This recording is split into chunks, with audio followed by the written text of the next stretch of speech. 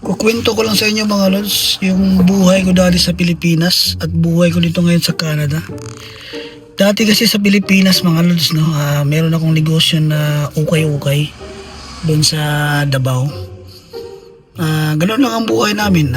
Pag wala kaming benta, wala kaming makain. Kumbaga hindi kami makabili ng gusto namin pag wala kaming benta.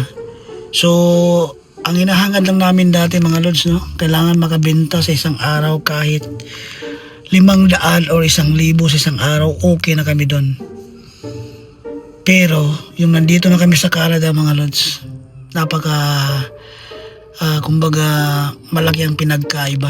Kasi nga dito kahit nagtatrabaho ka, kaya mong bilhin kung ano yung gusto mo, kaya mong kunin kung ano yung gusto mo.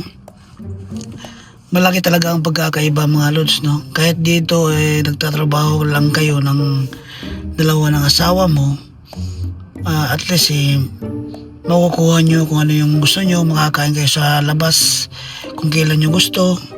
Ibang iba talaga ang sitwasyon sa Pilipinas saka dito sa Canada. Sa sitwasyon lang namin mga lods, no? Kasi nga dati sa Pilipinas kami, umaasa lang kami sa kita ng negosyo namin na ukay-ukay. Kaya nagpapasalamat talaga ako na nandito na kami sa Canada. At least dito is maganda yung buhay, nakukuha mo yung gusto mo at napibili mo yung gusto mo.